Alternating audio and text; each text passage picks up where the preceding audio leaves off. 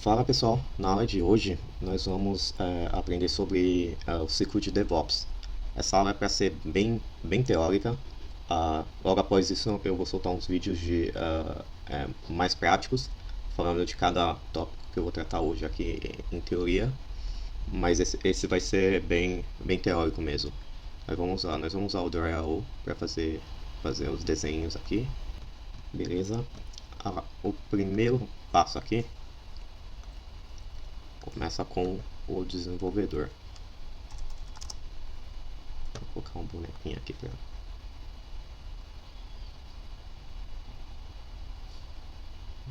começa com o desenvolvedor, está muito bonitinho aqui.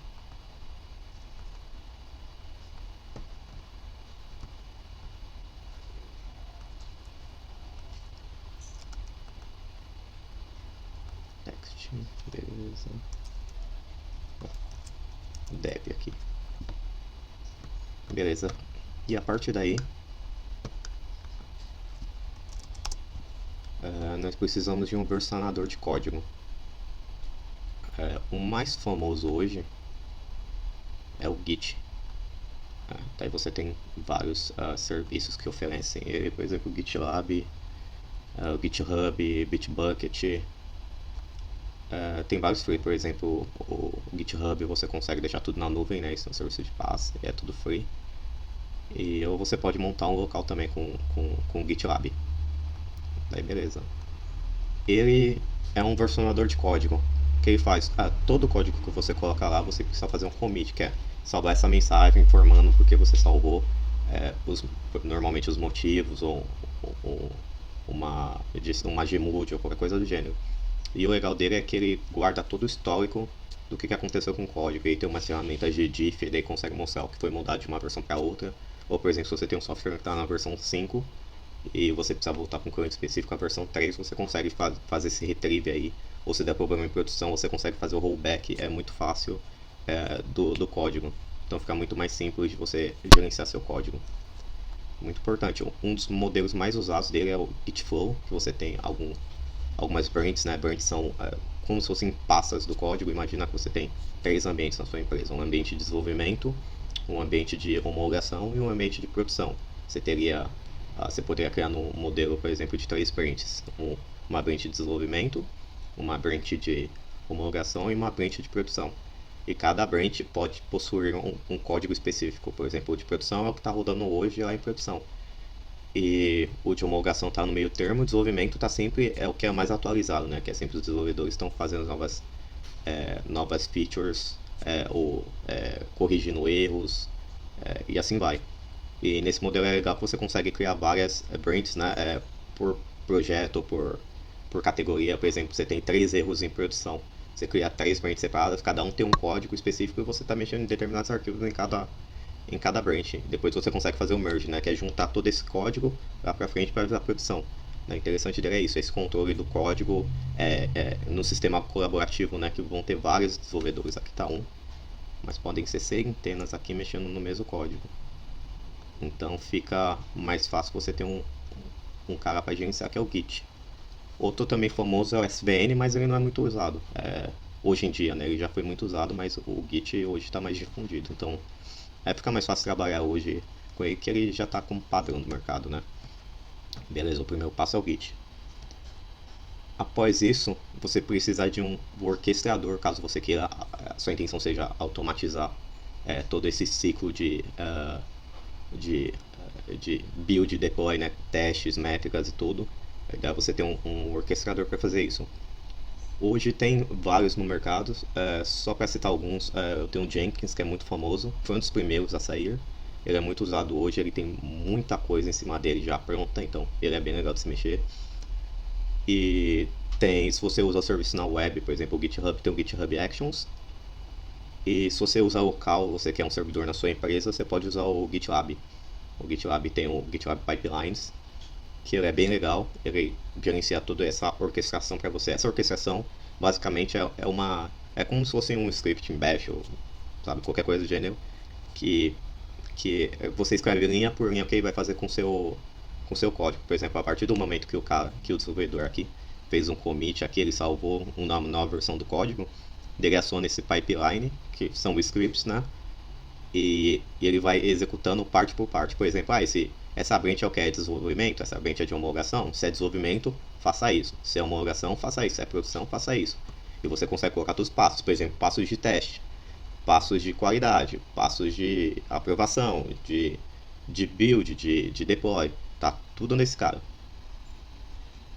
E beleza, você tem um orquestrador aqui. Por exemplo, nesse caso aqui, orquestrador, só para deixar bonitinho.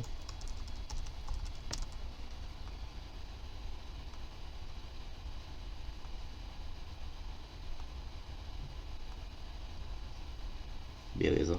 Depois do orquestrador, você pode seguir um padrão muito difundido hoje, primeiro passar pela qualidade de código, né? Que basicamente são algumas ferramentas que executam testes de code smell, teste de duplicação de códigos, tem algum campo que é, por exemplo, de senha, de password, tudo essas ferramentas de qualidade de códigos fazem. A mais famosa hoje é o SonarQube. Deixa eu colocar um textinho aqui. Opa, deu erro aqui. Qualidade de código. O mais famoso hoje é esse cara aqui, SonarQube. Ele tem a versão local também, você consegue instalar em um servidorzinho, ou você consegue usar ele como serviço também. O interessante dele é que ele tem muitos parâmetros. Por exemplo, se você tem testes unitários no seu código, ele consegue pegar esse arquivo de teste unitário que você executou, o coverage, né, e jogar com uma métrica. E a partir disso você consegue definir até, por exemplo, se não tiver coberto 60, 70% de testes nesse código novo, eu nem continuo, eu já paro essa esteira de build. Eu não deixo criar uma nova imagem para esse cara, um novo artefato, porque o código, sabe, não está com qualidade. Ou, por exemplo, tem campos de senha aí visíveis, sabe, sem criptografia. Você consegue deixar nesse cara todo esse tipo de... Você consegue barrar muita coisa que venha a ser errada a nível de código. E também tem outros tipos que são os lints, né? Que são os... eles são mais simples. O SonarQube já faz isso também, que é analisar o código, o mesmo esquema, duplicação, qualidade, por exemplo, dos nomes das variáveis, se está seguindo o padrão de acordo com a imagem, com a linguagem, e assim vai. Daí para lint é só ir no Google e digitar lint e a linguagem que você está procurando. Por exemplo, Python lint, Node lint, Java lint, você vai achar para qualquer uma. E você consegue conectar elas, por exemplo, no VS Code, na vida do Visual Studio Code, no Eclipse, no IntelliJ, para fazer isso em tempo real para você. Essas ferramentas são bem legais. Beleza. Depois da qualidade de código, você tem a parte de testes. Essa parte é muito importante, é a que realmente vai determinar se o código está de acordo com o que deveria ser, se os testes estão sendo validados e tudo mais. Nessa parte você pode fazer testes de tudo. Por exemplo, testes unitários, testes de integração, testes de métricas.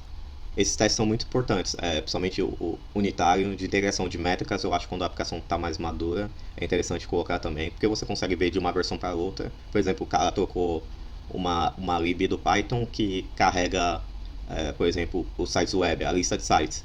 E essa biblioteca nova ela consome 20 vezes a mais do que a antiga. Por exemplo, parece pouca coisa, mas imagina quando você tem 5 mil usuários, 10 mil usuários, 100 mil usuários.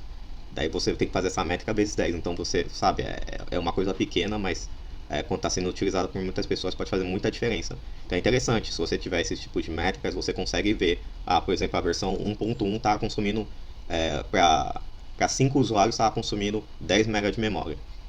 E agora para 5 usuários está custando 50 MB de memória. Isso é interessante para você falar assim, não, estou barrando seu código porque não está legal, você precisa revisar isso, porque o que está acontecendo, né? Aumentar 50 vezes uma métrica, sabe, não é legal. E também, deixa eu ver aqui, integração em testes unitários. O teste unitários volta aqui por qualidade de código, né? É muito importante para ele também, que você consegue validar todas as funções do seu código se estão se estão retornando o valor certo. Por exemplo, tem um campo de CPF e o cara foi atualizar o código e deixou digitar, sei lá, letras nesse campo. E ele está aceitando isso, está gravando no banco de dados. Em produção, isso daria um problema grande. Por exemplo, se tivesse um typo lá, um erro do usuário, gravaria um dado incorreto. Então, o interessante disso é que nesses testes unitários você consegue fazer testes específicos para, por exemplo, a função. Essa função deve retornar esse padrão aqui. Então eu tento jogar 3 padrões diferentes e um correto para ver. Ah, não, barrou, e esse deu ok. Basicamente isso. E teste de integração é quando você tem mais APIs, né, mais aplicações em conjunto com essa. Por exemplo, você tem uma API de cadastro e precisa conversar com a API, sabe, de carro, sei lá, de modelos de carro. E como você vai validar que o carro continua conversando com essa API de cadastro normalmente? Com esses testes você consegue validar até as saídas que ele passa, as saídas e entradas que ele passa para as outras aplicações. Você consegue validar nesse nível. Claro que não dá para validar 100%, mas você consegue validar as funções mais importantes ou que podem, sabe, realmente impactar é, esse conjunto de aplicações. E agora aqui, depois dos testes, uh, é interessante vir agora a aprovação, caso seja necessário. Que, por exemplo, se você tiver para gerar uma imagem ou, por exemplo, um artefato, você precisa analisar que ambiente ele está sendo gerado e se precisa ou não de aprovação. Vamos colocar um exemplo aqui com 3 ambientes aqui. Eu tenho a branch do Git desenvolvimento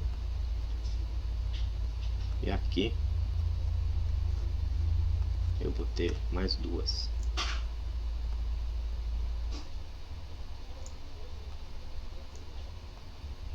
Aqui vai ser HML e aqui vai ser prod. Beleza, o que acontece aqui? Aqui ele vai ter 2 fluxos, né? Se for desenvolvimento, ele já vai para a parte de build. Por exemplo, criar imagem Docker, ou gerar um artefato, um jar, ou gerar um Python com os módulos já tudo dentro dele em um zip. Tudo aqui. Aqui ele já geraria o build. E beleza. Aqui teria que entrar uma condição, né? De aprovado. Aqui teria que ter algum mecanismo para validar se ele foi aprovado ou não. Por exemplo, via telinha mesmo por exemplo, do GitLab, para você colocar uma função lá para que um user ou, por exemplo, o próprio DevOps tenha que entrar lá na esteira e aprovar, sabe? Para ser um processo automatizado, mas que requer algumas tarefas manuais, como aprovação. Caso você não tenha, por exemplo, integrado com uma ferramenta de gestão, né, de problemas ou de gestão de mudanças.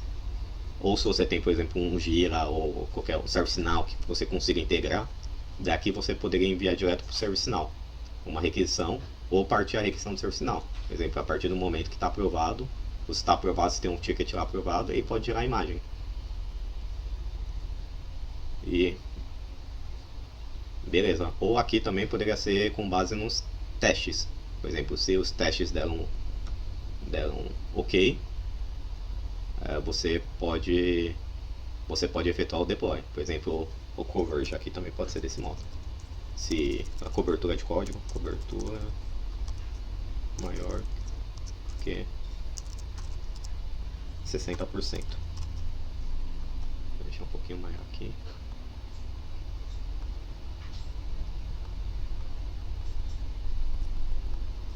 Beleza, se a cobertura for maior que 60.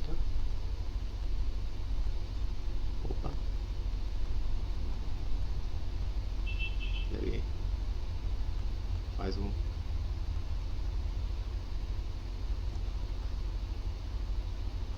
o deploy aqui para nós. Beleza.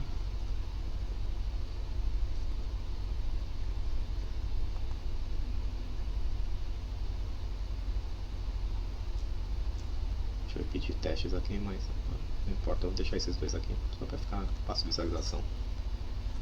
Beleza, depois da aprovação aqui do build, você tem a geração do artefato.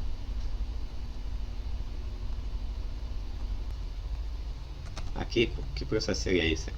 Quando você, dependendo da linguagem que você estiver executando, você precisa gerar, você precisa buildar o que você está construindo. Por exemplo, .NET, Java, são linguagens que você precisa compilar o que você está, os scripts que estão sendo, o código que está sendo gerado.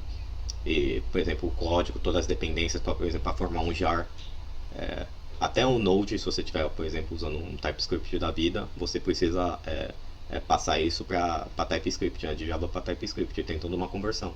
E isso é gerado no tempo de build, né? Você passa tudo que precisa para ele e gera um pacote para você. Aí tem vários modos, você pode, por exemplo, gerar um jar, você pode gerar um pacote do .NET, pode gerar também uma imagem Docker, que é o mais comum hoje. É muito interessante esse modelo de gerar imagem, porque aqui não importa tanto a linguagem que está rodando, que o processo para gerar a imagem é sempre igual. Você vai ter uma receita lá, um Dockerfile, e a partir disso ele vai gerar uma imagem. Então, pouco importa a linguagem que está rodando, sendo que se o Dockerfile estiver no padrão, tiver com a imagem base certa, por exemplo, uma imagem certa, uma base para Node, outra para Python, outra para C Sharp, .NET Core, e assim vai. O desenvolvedor só deixar a receita certinha lá e no final vai gerar uma imagem aqui para mim bonita aqui. E beleza, depois da geração do artefato, você tem a parte de deploy, que é o que? É enviar esse código aqui, esse pacote, essa imagem para o servidor, né? Aqui tem alguns modelos, por exemplo, é possível deixar direto na esteira de build aqui. A partir do momento que for, por exemplo, para homologação aqui, ele gerou o artefato. Se gerou o artefato, não deu erro, ele pode executar o deploy aqui. E aqui também você pode colocar outra função. Por exemplo, aqui eu tinha colocado primeiro para aprovação, né? Mas eu posso colocar, ao invés de ir lá, aqui, né? Eu posso deixar uma aprovação aqui. E beleza, eu posso deixar uma aprovaçãozinha aqui. E gerou a imagem, foi aprovado, por exemplo, manualmente, ou foi enviado, por exemplo, por Gira lá, uma solicitação, foi aprovado, ele faz o deploy. E o deploy aqui nada mais é que você tem os scripts para fazer o deploy no destino. Por exemplo, aqui você pode ter, por exemplo, se você estiver trabalhando, sei lá, com Java. Com Java você poderia ter um Ansible aqui, um script de Ansible para acessar via SSH e rodar um Maven, ou sei lá, um Java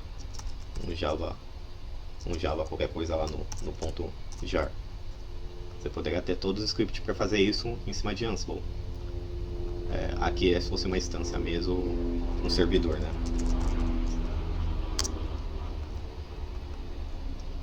Se está em Docker, só o Docker mesmo em um servidorzinho, você poderia usar o Docker host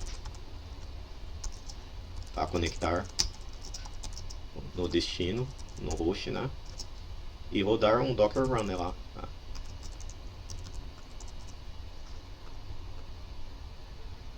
Se você tivesse, por exemplo,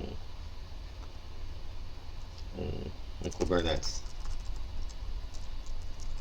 você poderia ter um Helm aqui, que é um gerenciador de pacotes. Ele é tipo um apt-get, um yum, pacotes do Kubernetes. Você consegue instalar softwares inteiros através dele, é bem legal. Ou um kubectl, né, que é a mais padrão aí, command line aí, Kubernetes. Você poderia ter os dois aqui aplicando os manifestos. Porque no caso, por exemplo, com o Kubernetes você não sobe o pacote, né? Você sobe os manifestos com a imagem do Docker na versão que você quer, né? E aqui é a parte que você pode realmente fazer de muitos modos. Ele tem muitas, sabe, se você consegue fazer via command line, você consegue fazer na esteira. Tem vários. Você pode também ter um deck aqui que depois eu vou dar uma explicação sobre ele. Mas ele é um gerenciador, é como se fosse um cron tab com interface gráfica. Ele tem toda a parte de gerência de atividades, né? E é legal que ele gerencia permissões, você consegue conectar no Active Directory. Ele é muito interessante. Você consegue criar script inteiro, sabe, com sim ou não, para deixar muito fácil para o usuário. Você conseguiria deixar, por exemplo, só para aprovação ou todo trigger para acessar as máquinas, para não ter, sabe, em vez de ter vários scripts de Ansible jogados, você tem um lugar para gerenciar eles. E do deploy seria isso. Daí só voltar aqui no artefatos aqui, mais um item. No artefatos aqui, se você gerar a imagem Docker, ou você salva para o Docker Hub ou para o Quay, que são serviços na nuvem, né? Mas eles têm um custo se você quer deixar as imagens privadas, se quer ter um controle mais apurado, sabe? Permissionar por usuários, colocar só a empresa lá como uma participante, você tem custos. Mas tem ferramentas free que fazem isso, que versão Community é Enterprise, mas tem uma que é muito famosa e muito boa, que é o Nexus. Esse cara é bem legal porque ele é um gerenciador de pacotes, e não importa, você consegue com ele gerenciar imagens Docker, né? Mas você também consegue gerenciar imagens Java, Maven, que é o gerenciador de pacotes do Java, né? Você consegue gerenciar imagens do Python com pip, do Node com npm. Você consegue gerenciar imagens do Go, models, né? Ele tem dezenas de plugins. Você consegue ter todo o seu ambiente dentro dele como artefatos, né? Como repositório de artefatos. Ele é muito legal. Ele também tem todo o controle de gerenciamento de usuários, permissões. Você consegue dar permissões para determinado usuário acessar somente um tipo de imagem ou permissão total. Ele é bem legal. Você consegue deixar o back-end dele, o storage dele, como em cima do S3 da Amazon, por exemplo, para você diminuir custos com o tamanho das imagens, né? Você consegue ter life cycles das imagens, por exemplo, imagens de, sei lá, um ano para trás, você apaga automaticamente. Você tem todo esse controle com ele é muito legal. E por último aqui, que é uma atividade separada aqui, mas é muito importante, que é de monitoramento. Como você vai ter certeza de todo esse processo assim quando jogou o pacote e foi implementado no servidor, que está tudo certo? Porque você precisa monitorar CPU, né? Que é o básico, né, de hardware, CPU, memória, disco e rede. Seriam as métricas básicas aí para qualquer serviço, né? E beleza, para isso você tem ferramentas como o Zabbix, né? O Zabbix ele funciona bem para isso, para gerenciar a nível de hardware, né? Você consegue adicionar muita coisa também, serviços, scripts para ele consultar serviço ou subir e descer se der algum problema, restartar. Ele é bem completo, mas o basicão dele é esse, monitoramento de recursos, né, a nível de hardware. Daí beleza, essa é a primeira peça, mas ainda você precisa de todo o monitoramento de logs. E quando você começa a trabalhar com APIs, containers também, eles começam a ficar segregados, né? Você vai ter, por exemplo, serviços, né, aplicações que possuem, sei lá, 20 APIs. E elas todas se conversam. Como você vai validar qual que é a parte que está com problema, qual que é a parte que deu erro, qual parte do fluxo, né? Você vai precisar, se você tem 10 servidores, você vai precisar entrar nos 10 servidores e ficar dando um cat lá, um tail lá para validar. Isso, sabe, fica bem ruim. Daí tem ferramentas boas que fazem isso. A mais famosa hoje é um conjunto, né, uma stack, né, que é o LK, né, que é o Elasticsearch, o Logstash e o Kibana. São 3 ferramentas, né? O Elasticsearch é uma ferramenta de busca, né, em memória. Ele armazena JSON de informações, né?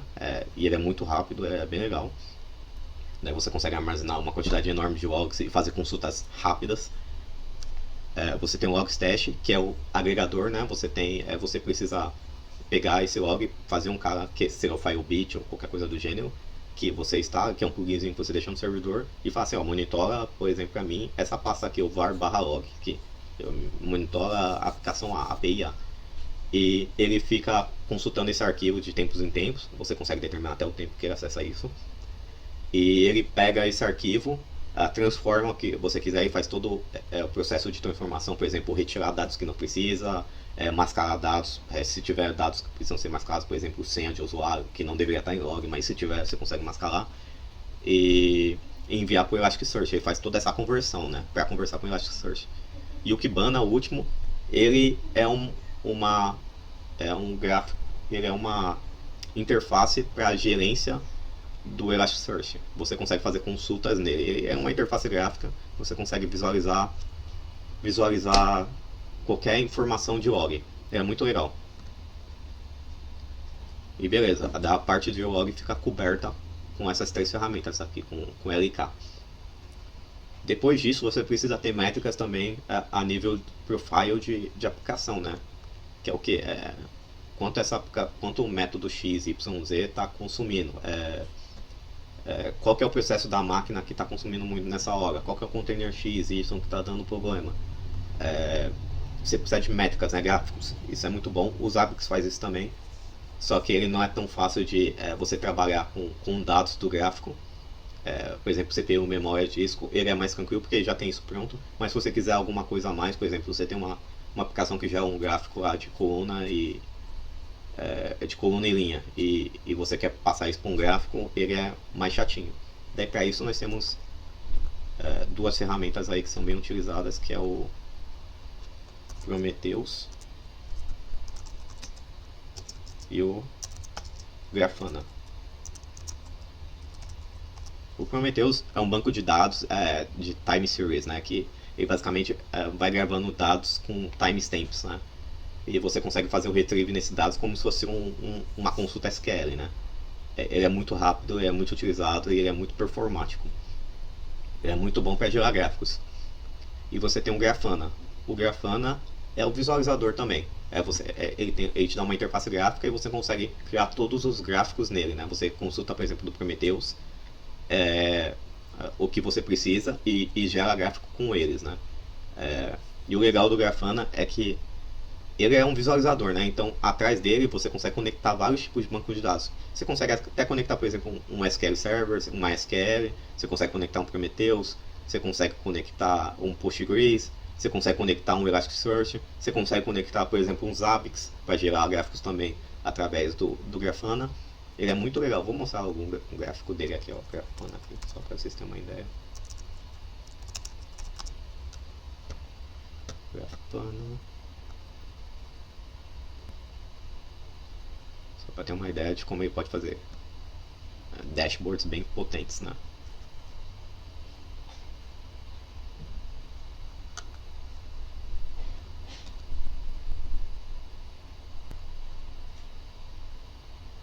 Esse aqui você tá um pouco pequeno aqui, mas já dá para notar que ele você consegue monitorar tudo que você quer se você tiver o dado, né? Por exemplo, aqui distância de elevação, de tempo, aqui consumo.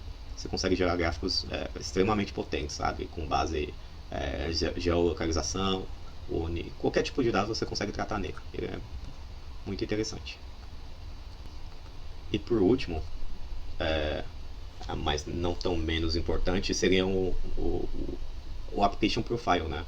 Algumas coisas você precisa ter muita atenção na sua aplicação e você pode visualizar isso através de logs, ou você pode ter outra ferramenta também para fazer o controle mais apurado disso, que seriam alguns Applications Profiles. O mais famoso hoje é o Jagger, esse carinha aqui.